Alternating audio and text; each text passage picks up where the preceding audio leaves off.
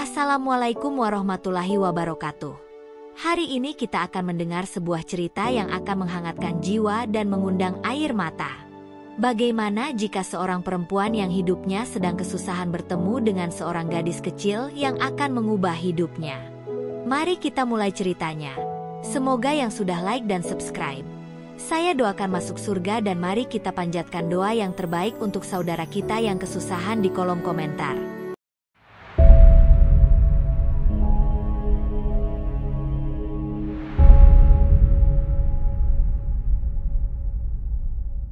Lita menghela napas panjang saat langkah kakinya menyusuri gang sempit menuju kontrakannya. Tubuhnya terasa begitu lelah setelah lebih dari 12 jam bekerja di pabrik. Tangannya masih terasa nyeri akibat mesin produksi yang terus-menerus ia operasikan tanpa henti. Namun, bagi Lita, semua itu harus dijalani. Hidupnya bergantung pada gaji yang nyaris tak cukup untuk kebutuhan sehari-hari. Di tempat kerja, ia hanyalah satu dari ratusan buruh yang bekerja dalam kesunyian. Tak ada yang peduli dengan rasa lelah atau keluhan. Semua hanya berjuang untuk bertahan. Begitu pula dengan Lita. Sejak kecil, ia sudah terbiasa menghadapi kesulitan. Ayah dan ibunya telah lama tiada, meninggalkannya tanpa siapapun yang bisa ia sebut sebagai keluarga. Rumah kontrakannya tak lebih dari sebuah kamar sempit dengan kasur tipis dan kipas angin tua yang berdecit setiap kali berputar. Dindingnya lembab, dengan beberapa bagian cat yang mulai mengelupas. Di sudut ruangan, terdapat panci bekas yang masih menyisakan sedikit nasi dari pagi tadi. Hidup Lita sederhana, sangat sederhana.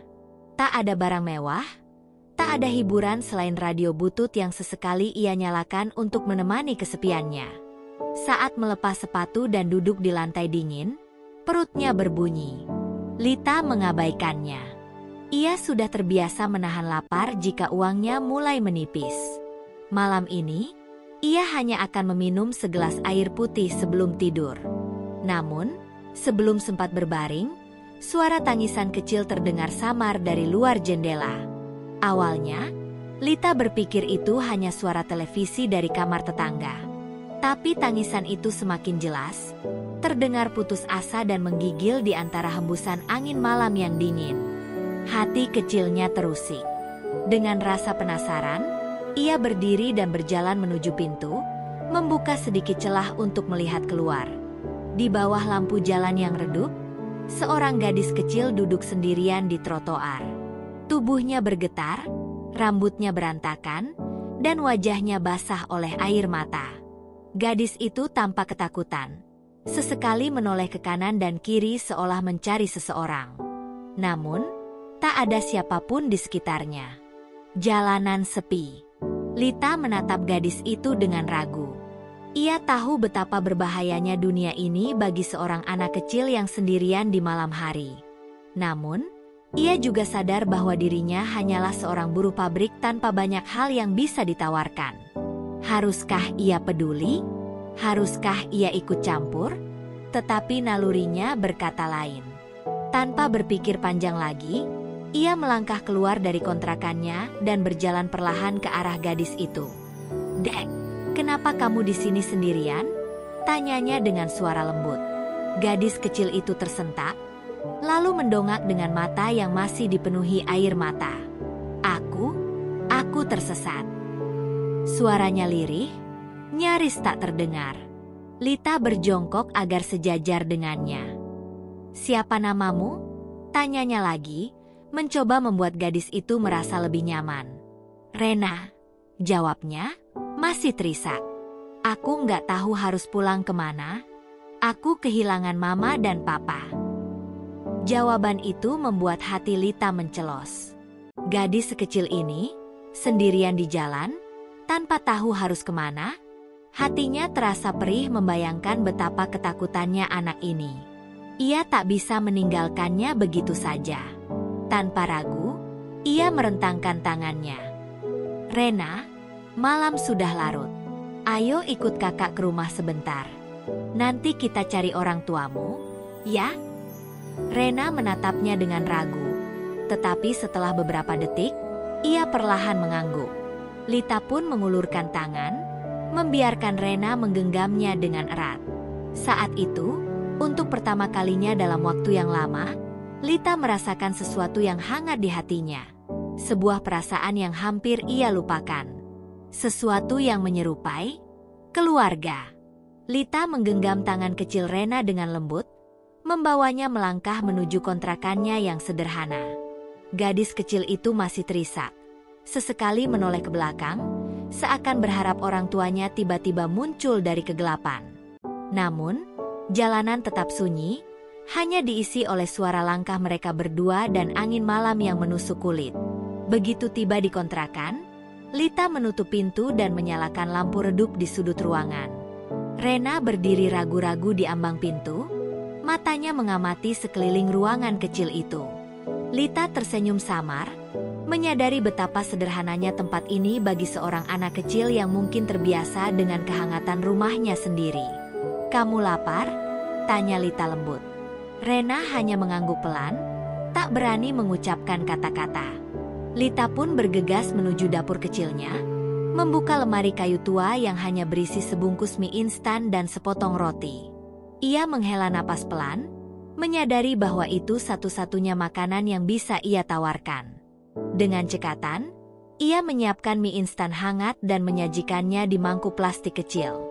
"Maaf ya, kakak cuma punya ini," ujarnya sambil meletakkan mangkuk di hadapan Rena.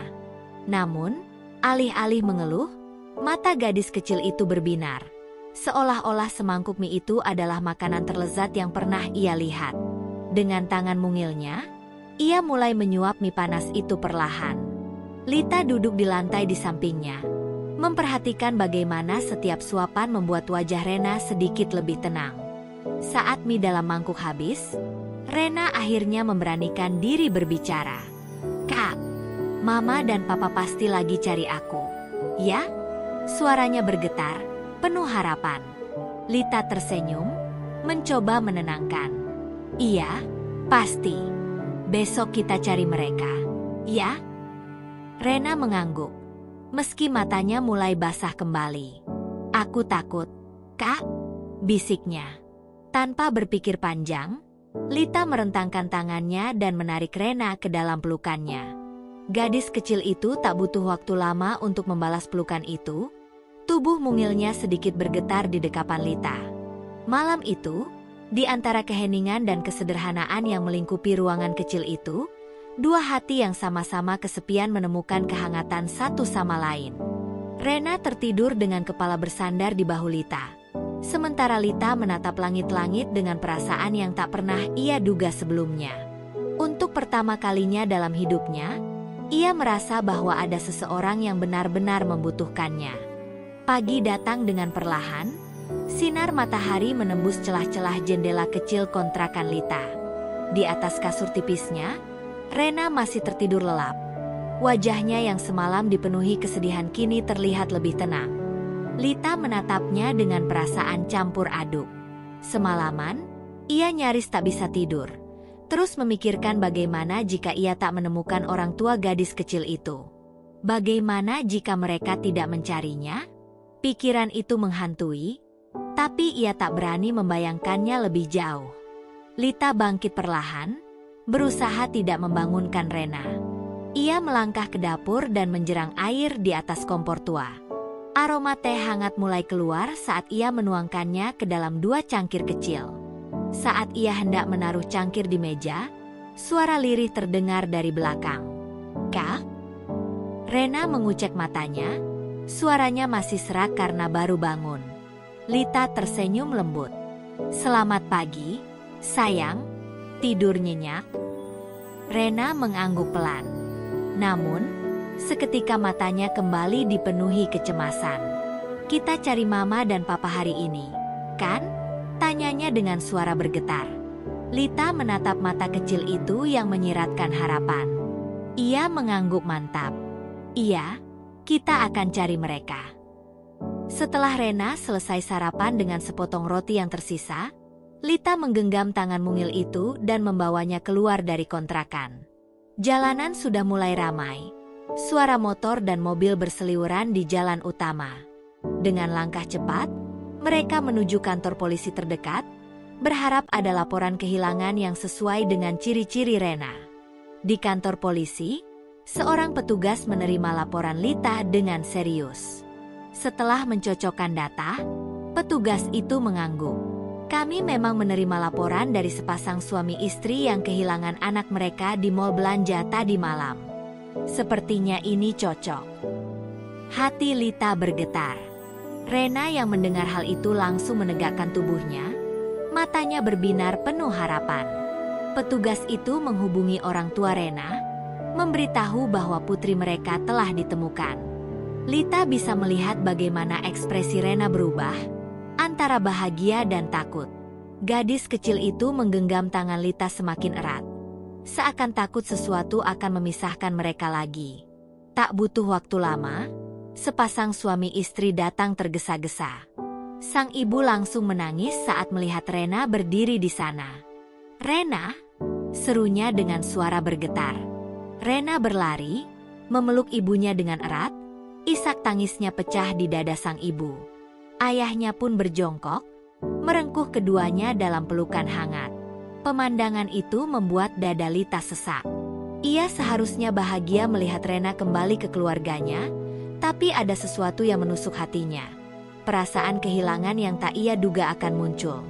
Saat pelukan mereka mereda, sang ibu menatap Lita dengan mata berkaca-kaca.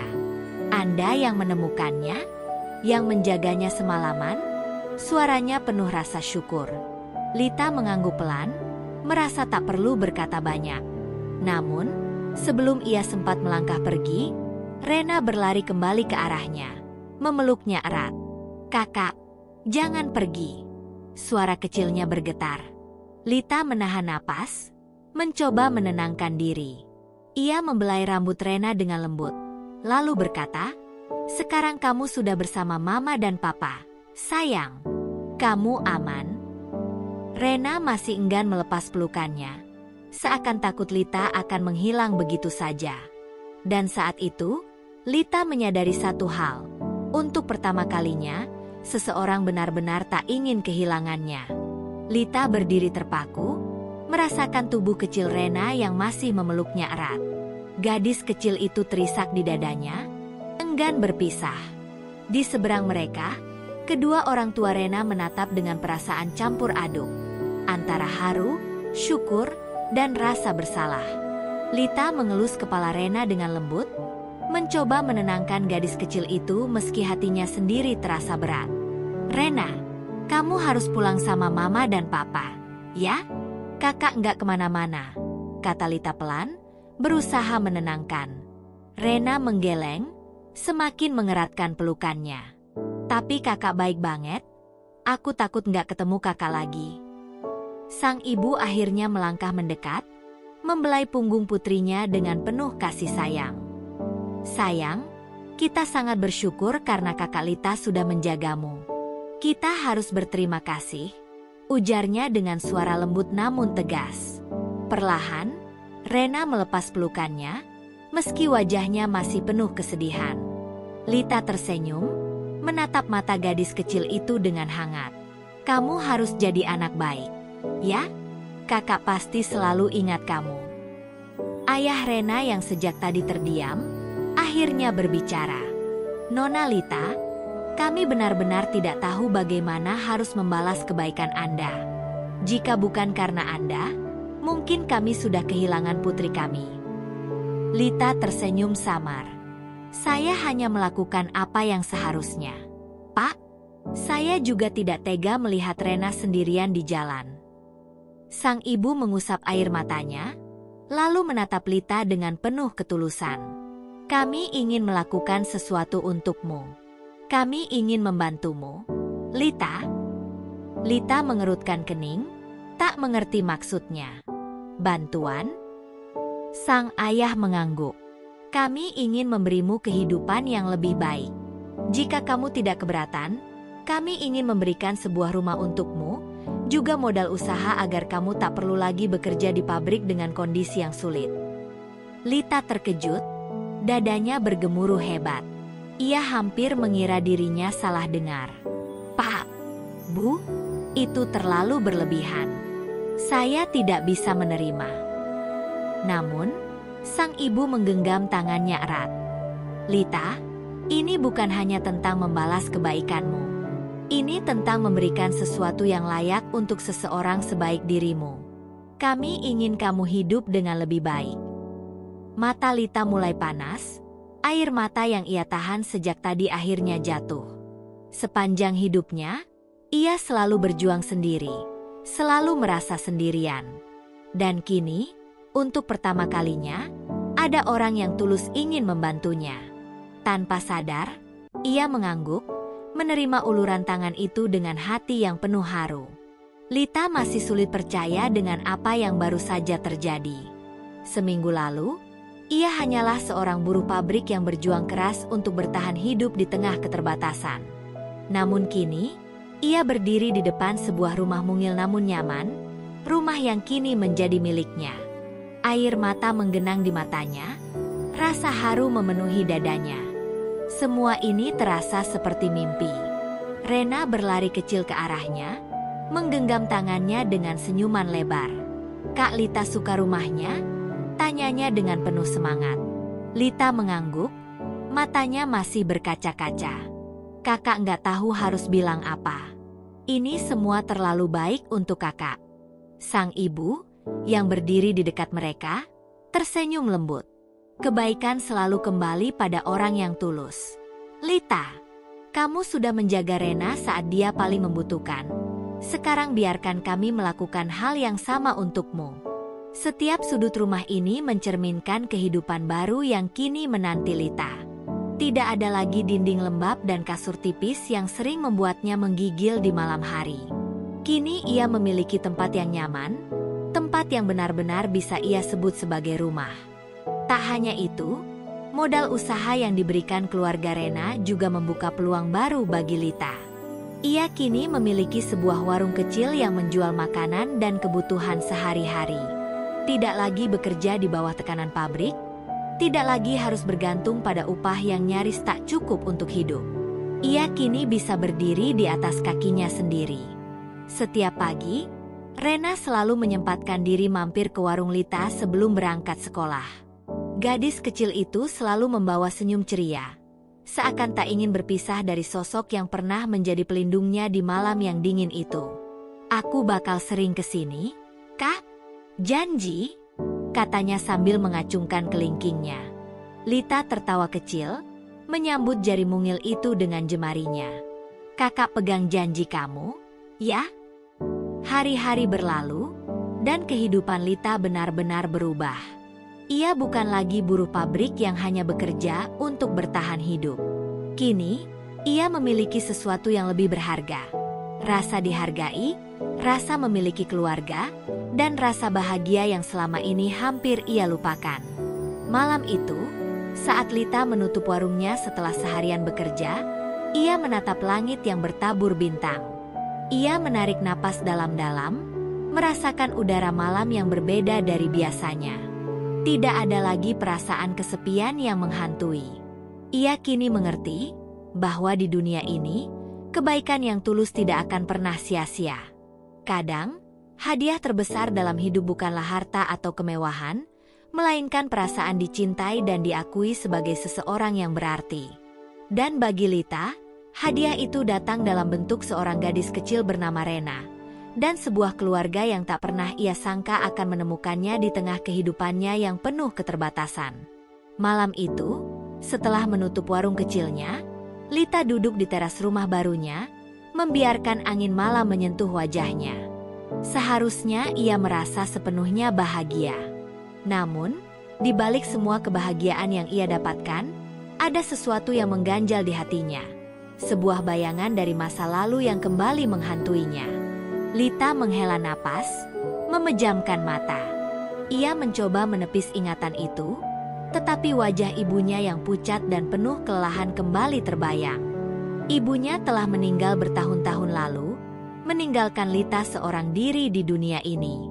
Sejak saat itu, ia tidak pernah lagi merasakan hangatnya keluarga.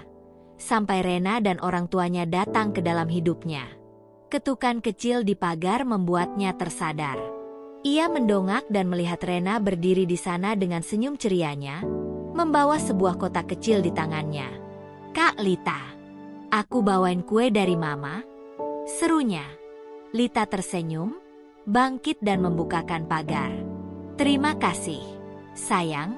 Udah malam, kok belum tidur?" tanyanya sambil mengelus kepala gadis kecil itu. Rena cemberut kecil. "Aku nggak bisa tidur kalau belum lihat Kak Lita. Mama bilang aku harus istirahat, tapi aku kangen kakak." Hati Lita menghangat. Tanpa sadar, ia berjongkok dan memeluk gadis kecil itu erat. "Kakak juga kangen kamu." Rena menatapnya dengan mata polos. "Kak, kenapa tadi kakak kelihatan sedih?" Lita terdiam. Seorang anak kecil bisa melihat sesuatu yang bahkan ia sendiri coba tutupi. Ia tersenyum samar, lalu menghela napas. "Kadang kakak ingat masa lalu, sayang. Kakak pernah merasa sendirian untuk waktu yang lama." Rena menggenggam tangan Lita dengan erat. "Tapi sekarang kakak nggak sendirian lagi, kan? Ada aku, ada Mama, ada Papa." Lita tersenyum, matanya sedikit memanas. "Iya, kakak nggak sendirian lagi." Malam itu, setelah Rena kembali ke rumahnya, Lita menatap langit yang bertabur bintang. Untuk pertama kalinya, ia merasa ada tempat yang benar-benar bisa ia sebut sebagai rumah. Keluarga yang dulu hanya menjadi impian, kini perlahan menjadi kenyataan. Namun, di sudut hatinya, ia tahu bahwa kebahagiaan ini adalah awal dari perjalanan baru. Perjalanan yang mungkin masih penuh tantangan, tapi kini ia siap menghadapinya. Hari-hari berlalu dengan damai bagi Lita. Warung kecilnya semakin ramai. Banyak pelanggan yang datang bukan hanya karena barang dagangannya, tetapi juga karena keramahan dan ketulusan yang terpancar dari dirinya. Kehidupan yang dulu begitu keras kini terasa lebih ringan. Namun, seperti takdir yang selalu menguji, kebahagiaan Lita tak bertahan lama. Suatu siang, saat ia sedang melayani pelanggan, seorang pria parubaya datang dengan wajah kusut dan mata penuh amarah. Tanpa basa-basi, ia melempar amplop lusuh ke atas meja dagangan Lita. "Kau pikir bisa lari dari tanggung jawabmu? Hah?" bentaknya. Lita terkejut, tangannya gemetar saat membuka amplop itu. Matanya membesar ketika melihat isi surat di dalamnya. Sebuah surat pemberitahuan bahwa kontrakan lamanya masih memiliki tunggakan pembayaran yang belum lunas. Ia menelan ludah, mengingat betul bahwa dulu ia memang sempat menunggak. Tetapi ia pikir masalah itu sudah selesai. "Aku sudah membayar sebagian, Pak," ucap Lita dengan suara bergetar. "Tapi belum lunas. Kau pikir aku bisa membiarkanmu pergi begitu saja tanpa menyelesaikan hutangmu?" Pria itu semakin meninggikan suaranya. Lita menggigit bibirnya, dadanya sesak. Semua ini terjadi saat ia baru saja mulai menata hidupnya. Haruskah ia kembali ke masa sulit itu? Haruskah ia kehilangan semuanya lagi? Dari kejauhan, Rena yang kebetulan lewat melihat kejadian itu. Wajah gadis kecil itu menegang saat melihat ekspresi ketakutan Lita. Tanpa pikir panjang, ia berlari pulang, memberitahu ibunya. Tak butuh waktu lama, Ibu Rena datang dengan langkah cepat. "Apa yang terjadi?" tanyanya, menatap pria itu dengan tajam. Pria itu mengerutkan kening. "Ini bukan urusan Anda, Bu. Perempuan ini masih punya hutang." Ibu Rena menatap Lita yang tampak kebingungan.